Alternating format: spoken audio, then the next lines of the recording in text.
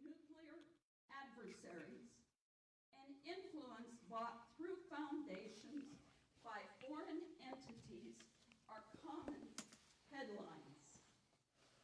Bribes, extortion, threats, sex trafficking, and drugs permeate Washington. And with it all, lines of attorneys as far as the eye can see to argue, to litigate, to appeal their rights, hopefully to go beyond the statute of limitations. We need patriotic business people, doctors, and teachers. My target is Charlie, not the other candidates. Yeah. Charlie's only core value is self-promotion. I was in the audience at a ceremony at Bay Pines for our veterans a few days ago. That one's off. The gentleman that introduced him kept waving his hands and asking for enthusiastic applause. It didn't come. The applause was polite, nothing more. Charlie had just proposed impeaching the most popular commander-in-chief since Eisenhower, and they didn't like it. Now, what are my policies or proposals? They're on the table.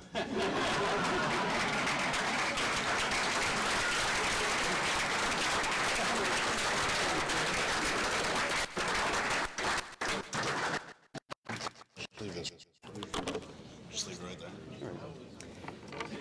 All right, thank you, Sharon. Up next, we have Anna Paulina Luna.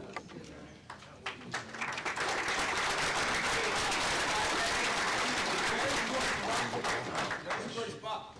How come George Buck's not here? Probably at home. Where's George Buck? Not there. No, but why did you tell George Buck that he can't participate in this? Get out of here. Get out of here. This does not seem fair. I'm leaving. I'm sorry.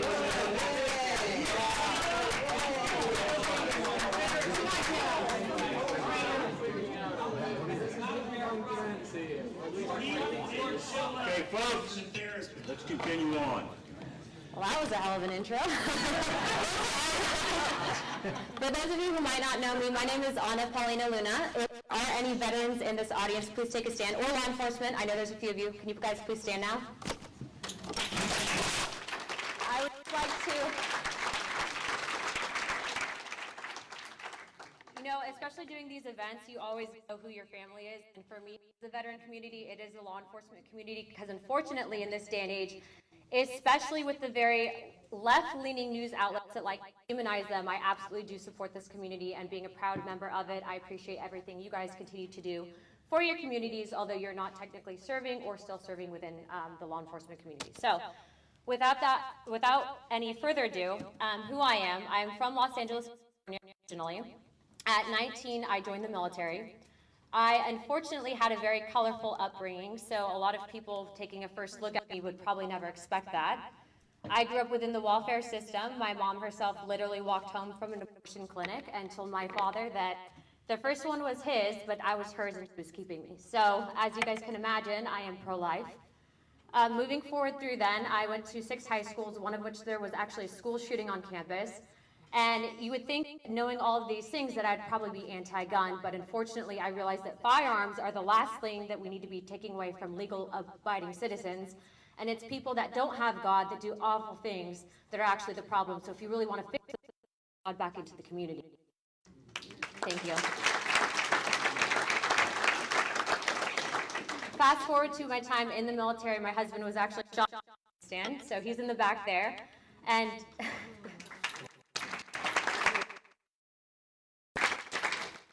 And that was really where I found my activism within the veteran community, to include addressing issues like post-traumatic stress disorder and standing up for veterans against legislators that would push red flag laws that target veterans that might be diagnosed with this issue. I'm against red flag laws. I will not apologize for that. I have one of the most incredible stories with firearms, and I will not in any way, shape, or form ever negotiate with someone that's willing to infringe on the American people's rights to own firearms.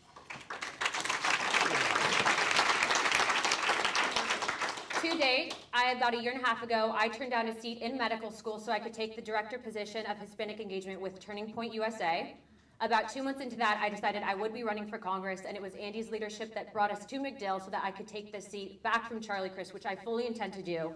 I currently serve as the chairwoman of Hispanic Initiative with PragerU. I will be co-producing a series following the top conservative Hispanic activists, including myself being one of them, and Dennis Prager will be endorsing my candidacy for this race. Everyone in this race is a great American. I completely support them, and I'm looking, no matter what, in any way, shape, or form, like Ms. Newby said, to attack one person, and that is Charlie Crist. I will not be throwing shade at anyone. That's not why I'm here today. I'm here today to stand up for our rights as Americans, to push back against the Democratic agenda to impeach this president. I have 2 minutes, so I know we're not supposed to be taking questions. So if there are some things that I would like to share with you guys, it is that I'm a pro-life, pro-gun, pro-Second Amendment candidate in every way, shape, or form. Going back to what Andy said, really talking about him, is that he's adopted. I know that currently you have a lot of people that might be pushing for agendas to, in some way, shape, or form, continue forward with the abortion agenda, especially with those who are byproducts of rape and incest. My husband's a very special person. When he was serving in Afghanistan and then later on in Mosul, he actually was awarded the Bronze Star and a Purple Heart. But what's unique about him is the fact that he was actually a byproduct of rape. So we do not call him a rape baby, but you never know who you will be in contact with that might be a product of an unconsensual incident. And because of that, I'm very, very passionate about that. To go along with that, I worked for a very long time with an organization called Veterans for Child Rescue. They handle counter-trafficking at the U.S.-Mexico border. That is where I really got politically involved with Turning Point. And it is because that I do support comprehensive immigration reform. I do think that it's important, especially in today's political climate, to make sure that you guys are talking about this in a compassionate form. I think that there are good people, but unfortunately, when you don't have people coming here the legal way, that they're hurt on both sides. And I think that, you know, when you are addressing these topics, remember, there are literally innocent people that are being raped and trafficked at the border. That's not a joke. You have 18,000 women annually and 16,000 children that have been victims of human sex trafficking, and that is something that, unfortunately, I do not see enough coverage with in the media. With that being said, there's more information at my table. I think I'm just up for time. I appreciate your time this evening, and I hope you guys have a wonderful event.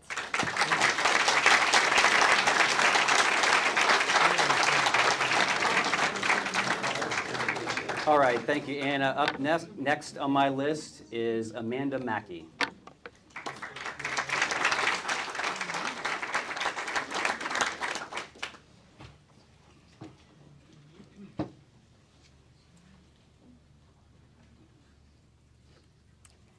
Good evening, everyone. Thank you so much for being here tonight. I think of all the things that we like to do before Christmas, and it's so nice that you guys are taking time out of your schedules to spend it with us, to hear from the candidates, because it's so important that we get it right this time. We have someone in office who is only about himself and not about serving the constituents of our community. And that's one of the reasons why I'm running. When red tide hit this community, I saw what what Charlie Crist did not do. And that was care about the people who are out of work because of what happened with red tide in this community. And we can't have someone who is a self-serving politician any longer. 40 plus years of Charlie Crist is enough.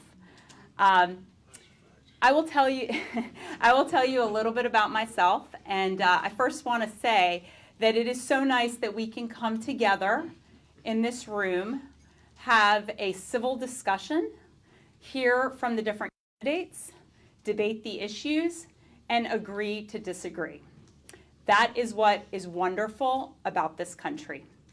And I know that because I was born in a country that would never allow for something like tonight to happen.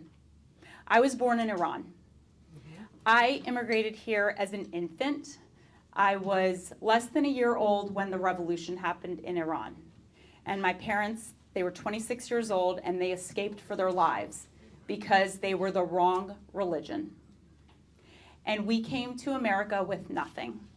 And my parents had to work very hard, doing odd jobs, to be able to provide a good life for their family. I always say my mom made my dad a surgeon. He studied to become a surgeon. He's a surgeon to this day. And he works at one of the most well-respected hospitals in America as the vice chairman of the ear, nose, and throat department.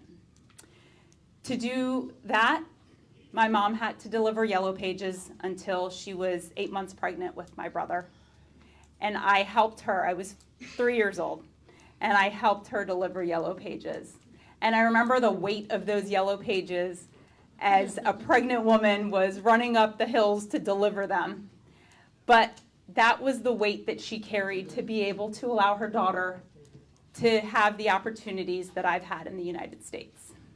I've been able to work at the highest levels of government, as an attorney on Capitol Hill, as someone who worked in the Pentagon weeks after 9/11 because I speak Farsi, and as a partner in one of the largest law firms in the world, Bill Gates' father's law firm, before I was 40.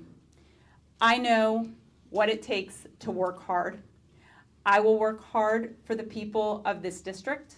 I will work hard for this community.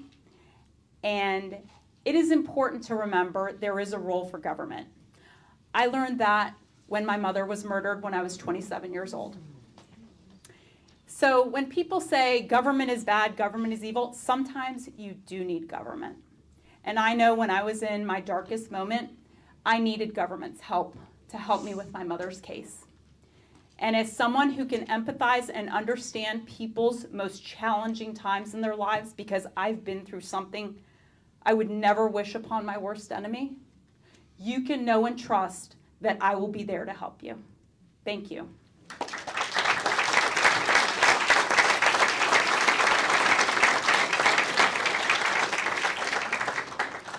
Okay, thank you, Amanda. Up next, we have our own secretary, Sheila Griffin.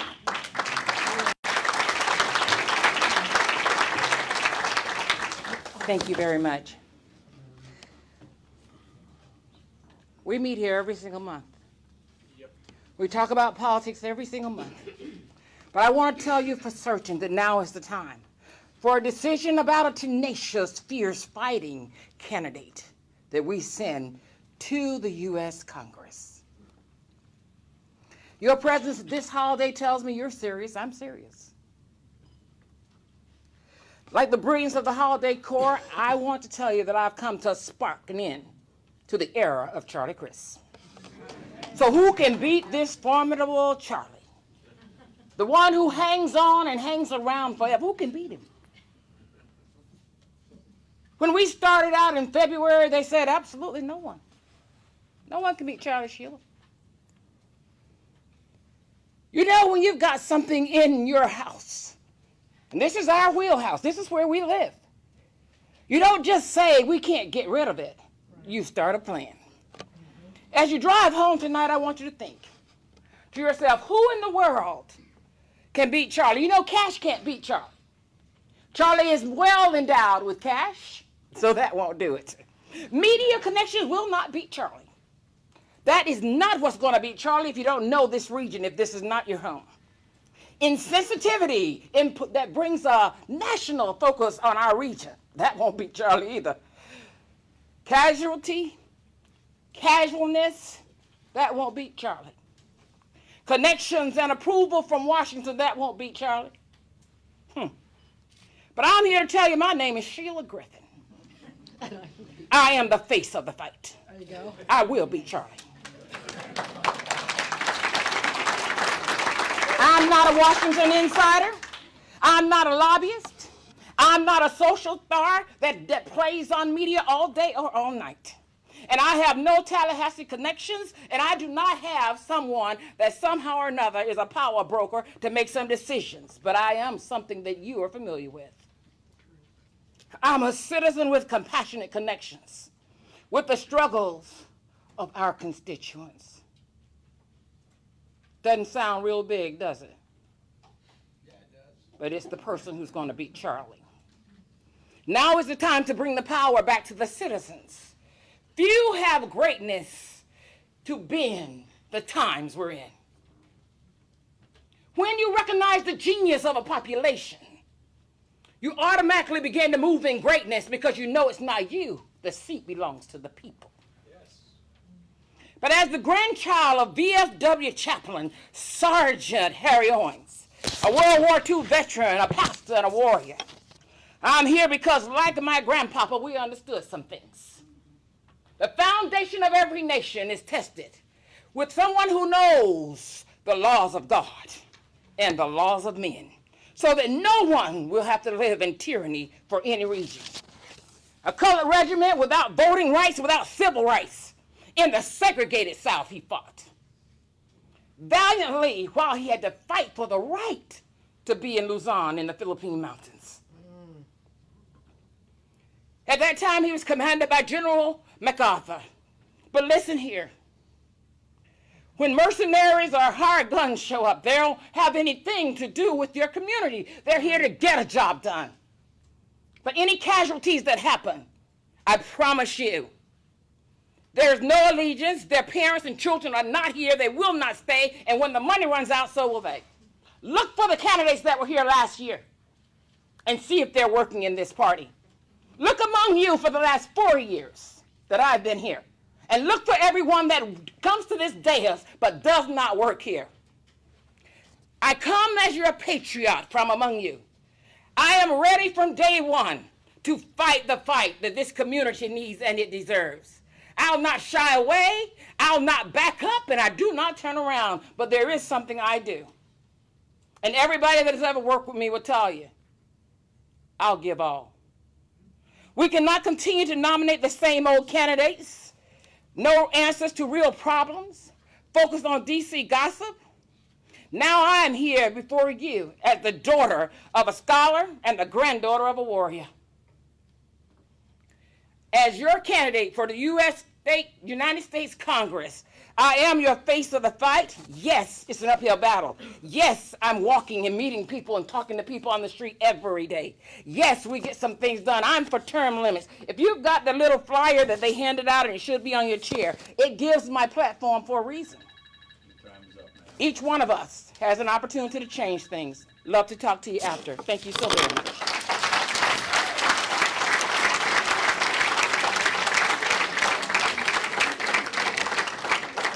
Okay, thank you, Sheila. Last up tonight, Matt Becker.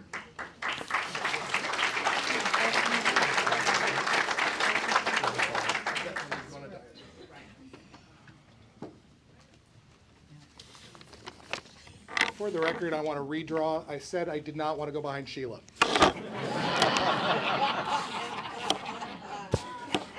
So with that being said, thank you to the executive committee for having us, all these candidates here tonight. I appreciate the opportunity.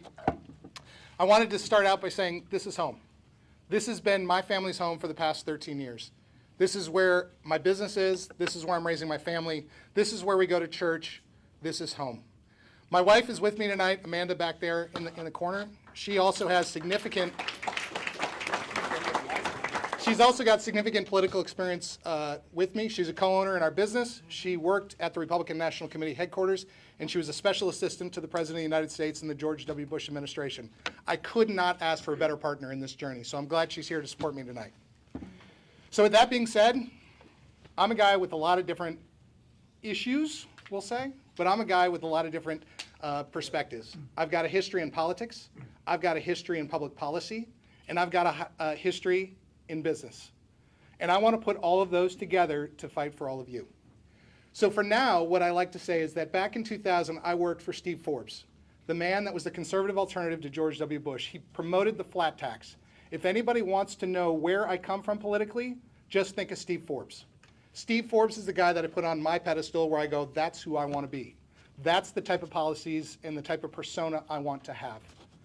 Steve Forbes, unfortunately, did not win that election in 2000. What did happen is I was invited to run the executive, or I was invited to become the executive director of Victory 2000 for the state of Michigan. That allowed me to work with the RNC, the NRCC, and the NRSC and really look behind the curtain to see how DC works with these political campaigns. When that was over, I moved back to Washington, D.C. to get with my now engaged and now wife, Amanda. I started serving in the Bush administration from almost its first day. I worked on issues like small business, labor, and education. All of those issues are important to us today. All those issues have impacts on us today. I want to do more in this community. My wife and I own an employment agency. To date, we've placed over 1,500 people out to work in the Tampa Bay region. That means there's 1,500 people here today that have been able to pay their rent, they've been able to get groceries, they've been able to pay for childcare because of what we do in this community. But more needs to be done. Shortly here, we're going to be talking about the election. And I mean, as soon as the presidential election turns the corner, people are going to be very focused on this election overall. Charlie Crist does not represent us. Charlie Crist, and I think it was Amanda had said, has served for 30 plus years. He does not have connections in this community. Yes, he lives here, but he has never had to worry about getting laid off at the end of the week. He's never had to deal with Common Core math with his child. Not that I would wish that upon anyone, but it's still fact. He has never had to worry about making payroll for his employees. He's never had to pay for Obamacare. He's never had a job. I heard that. I have. In me, you have a candidate that's got the politics, the policy, and the local history to really hit the ground running and fight for every one of you. I do this because I have two children. One is 13 and the other is 11. Nothing will keep you more grounded in DC than knowing that every vote you take, you have to look your kids in the eyes and say, did I make the country better today? I'm running for those kids. I'm running for your kids and your grandkids. This future under this Pelosi-led Congress will not do what we needed to do. We need to get back to small business. We need to get back to entrepreneurship. We need to get back to the American people taking risks. This country has been built off the back of entrepreneurs, and we need to support them with better 401k plans, better health care, and access to capital. To learn more about me, you can find me at mattbecker.org or Matt Becker for Congress on Facebook. We just updated the website with about 15 different policy positions. I look forward to talking to each one of you. Thank you very much. No disrespect to your guy. All right, let's give one more round of applause to all of our candidates.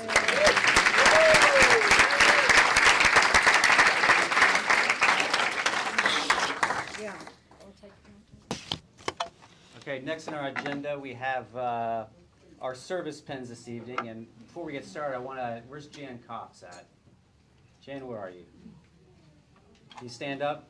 I want to thank Jan. She spearheaded this event. So every year we award PCREC members with a service pin for the years of service. So what I want to do is I'm going to start with 5 years, and then we'll go to 10 years, et cetera. When I call your name, please come up and get your pen and stay up here because Charlotte really wants to get your photo. So.